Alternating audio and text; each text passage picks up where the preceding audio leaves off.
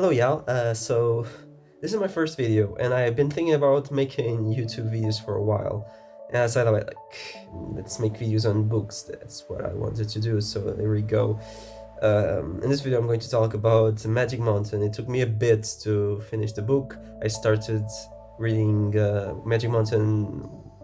I borrowed the book from my local library, and then I didn't finish it on time and had to give the book back to the library, and then I just decided to buy a book secondhand.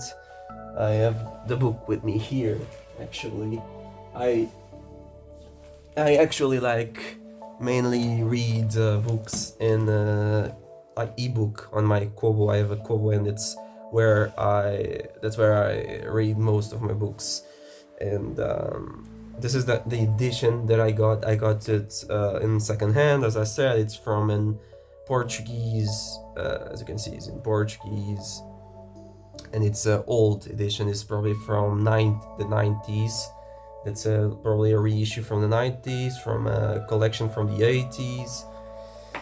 This edition is no longer on sale on bookshops. You will find newer and a different translation of the Magic Mountain. And the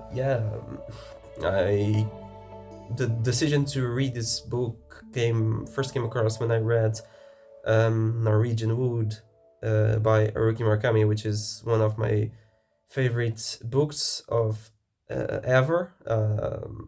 It's the only book that I reread twice. I read the book 3 times. I read it at first in Portuguese, and then I bought a John Gall cover, so in English, and reread it twice. It's a book that I occasionally just pick and read some passages. It impacted me a lot, and every now and then I just pick a different page, or I remind myself on some passage or a part of the book that I want to read, and I just reread again. And in Norwegian Wood, Toru, which is the main character, reads the book throughout the story of Norwegian Wood.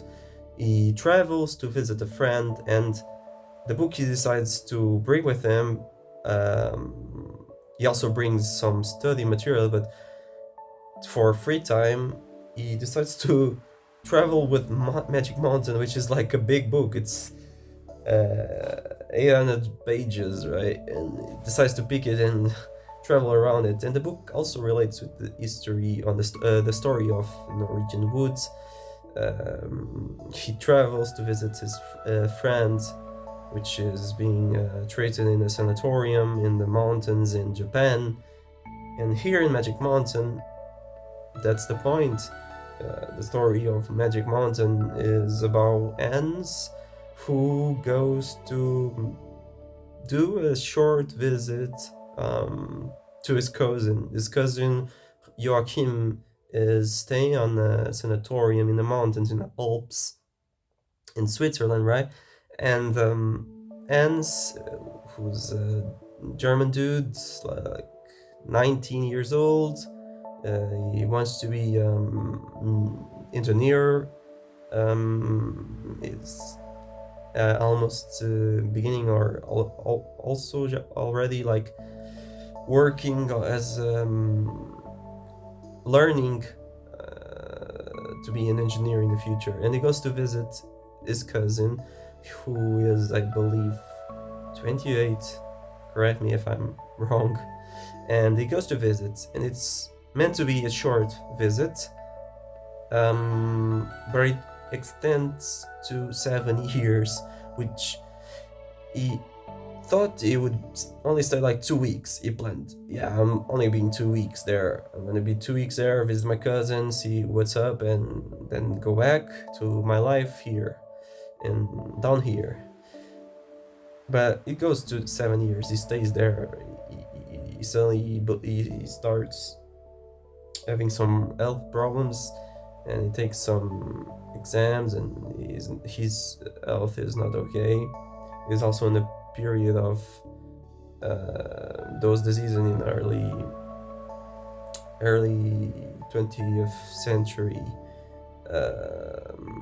like tuberculosis, and yeah, and it's the period of the story begins before the First World War, and the book ends on the beginning of the First World War, where, yeah, you know it. If you read the book, you know it. I know that people like to read books without knowing what's up. I believe if you didn't read the Magic Mountain and you were listening for the first time here with me saying what happens and stuff, I believe you're not going to like lose anything, or you know, you'll still enjoy a lot, because much of it, like, you don't know early in the novel that Hans Castorp is going to stay there 7 years. You only know like when he leaves, because it's not always like explained when he's going to leave, because he's always like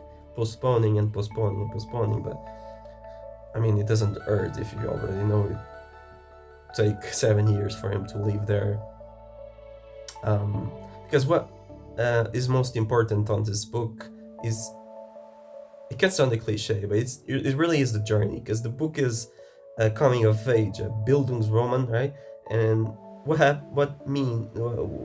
important in this book is the journey of Hans, who's a 19-year-old guy, and is like in that critical period of everyone's life where you're not an adult, you people, society perceives you as an adult, but you're not, and you're still learning a lot. And that's a period of a life where you start to actually build and work on your personality, and you know, discovering who you are.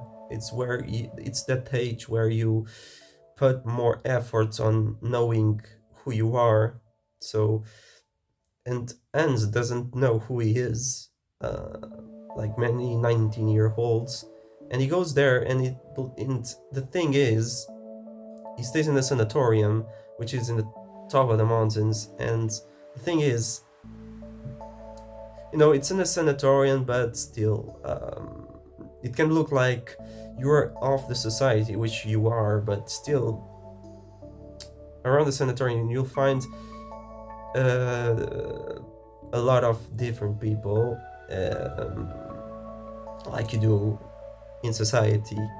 So he also feels that. He feels like, yeah, he's outside what he calls down there. I'm translating what I read from the Portuguese. He says something like that. The people living outside the sanatorium of Burgov.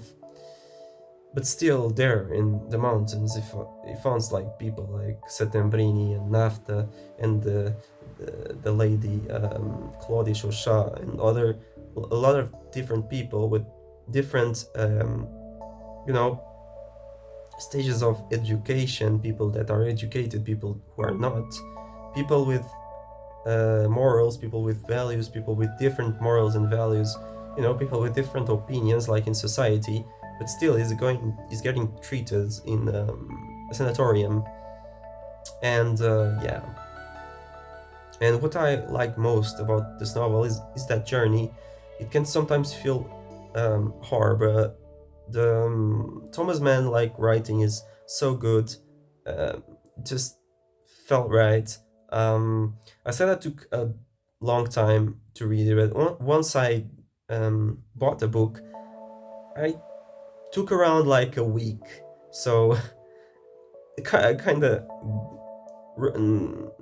didn't stop. So it was easier because I didn't have much to do. So I just read what was left, which was like around 400 pages. I left it in the middle of the book. I left it in like chapter 6, which is kind of the middle of the book. So there was 400 pages, and I read those 400 pages in a week, which was good. I enjoyed a lot. And also something that helped me, and if you can I found a guide. I don't know which was the author, but it was like an academic text, but still you could grasp what the author was saying, what the scholar was saying. And it kind of helped me a lot because I couldn't grasp most of the references to opera and old music, music that people nowadays don't or don't have, like the recordings, because there have been it's kind of lost media, or the exact recordings, or people don't listen to those nowadays. At least people my age don't listen to that kind of music and don't have the um, you know don't know about opera and those fine arts. And it helped me to that because Thomas Mann makes a lot of references that can not be like easily perceived by people who don't consume those content or don't know about those. Still, if you don't know about those, you can still read and enjoy it because the book, you cannot like grasp everything in a single read. I might read Magic Mountain in the future once I get more like baggage from from reading other classics. I still have a lot of classics to read, and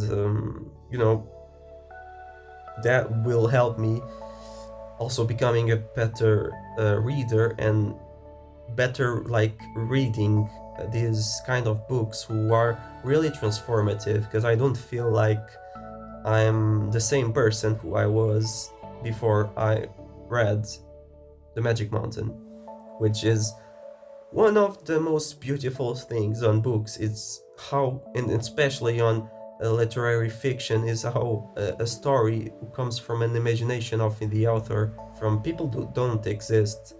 Like the story where these characters do not exist in real life, but how can they can transform you and they feel real and they feel like you're having a real conversation even though you're not speaking. And it's some of the most beautiful things about books that you cannot you really cannot get those on the other arts, like you could have, and there is like adaptations to the cinema for the Magic Mountain, but they are not the same. I'm not saying that they are bad, but just it's not possible to portray the same message and have the same message as written in words in a book. It's different. It's a different art.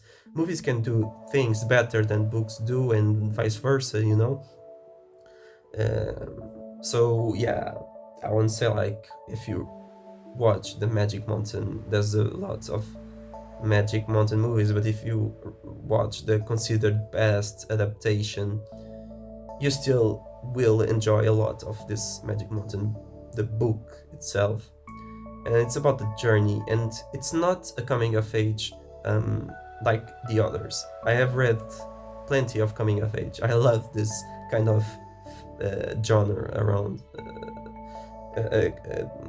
growing up and learning about yourself, because I'm still doing it with myself and I can sometimes relate with these kind of works. But this one is not like the others that I read, and I believe it's really unique because it's not the coming of age where the changes on the character really show. They don't show that much, and you'll not have like a transformative character. Like the character will not transform to something better. He will not be better. You will not be prepared to join society again. The author doesn't give you that information, and you cannot assume, like you just assume that he's not prepared. Even though he stayed 7 years there, he's not prepared to join society, and that's okay. Because the way the book talks about his transformation, he develops, but that doesn't mean that all that development around him, learning about life and stuff and himself, that doesn't mean he's going to be prepared for society, because it's fine if we are not prepared to be on society. And that's something that I really got from the book that I didn't get in any other coming of ages works. Like they all have. It's not like they not necessarily have a good ending, but they also not have a bad ending. At least they show like, yeah, he's good after all this. Is good. Yeah, I see. Like for example, Murakami, like Toru is okay right now. It felt a little nostalgic, but he's still alive in 80 something in the present of Norwegian Wood. And also the character from Colorless Tsukura Tazaki. Tsukura Tazaki is okay. Um, not in the beginning, because in the beginning of the book he wants to die, but you know, in the ending he's okay, right? So even though it's not the coming of age, it kind of is. It can be like, you know, this book, you are a 19-year-old coming of age, but you know, Tsukura Tasaki is a 34, 35 coming of age, right? Because Tsukura Tasaki is around that age, I believe. Maybe not. Correct me if I'm wrong. But yeah, it's different, and I really like. I would just say to you to read this book, like, and you'll get it. It will feel so rewarding once you reach a chapter called Snow something. It's, I believe it's called Snow something, but it's the chapter of the snow. Yeah, yeah, it's this chapter. It's around, in my edition, 489 page. Yeah, it's called Neve, which is the Portuguese word for snow. And this chapter is like one of the best chapters I have read in literature, like in all the books I have read. I know I haven't read a lot. I have read throughout my life, throughout my 24 years in this planet, I've read like 300 books, not counting the books I read as a child, but 300 books. And all of those 300, I feel like this is one of the best chapters I have ever read. And it will feel so rewarding once you go throughout those 400 something pages and then you read that chapter, Snow, because it's so, the chapter is, like itself could be just you know, a novella, or you know, a short story. I don't know, itself, it just has so much impact. It shows like the transformation of ants, and like that point of life where you and he was living in the sanatorium for a while. He was considering so much stuff, facing death, and what, like, what it feels when you're facing death. And it's, in this case it was the snow. He was facing death, he could die there, and he goes to just question himself about everything that happened to him till that point. And it will feel so rewarding having read those 400 pages, and then you just go to that chapter, to it's not a chapter, it's like a sub chapter, because not numbered. The book has a few numbered chapters, and then you have sub chapters, right? But once you reach that snow, you'll feel so much worth it, you know. It's just like, having read this, you know, it will feel worth it. So yeah, if you read Magic Mountain, say what's up. And also, like, if you didn't read Magic Mountain, say what you thought of my video, because it's my first video, and I don't know, I felt like doing this because, you know, I don't have a lot of people to talk about books, so, and I like to consume YouTube, so I thought, yeah, let's try this. So I just turn on my tablet and press on the camera to record. So yeah, thank you for watching. Thank you a lot. If you could say if you like this video, or like giving me tips on what to do, tell me, please. Huh? Yeah, thank you for watching, and thank you for being there too.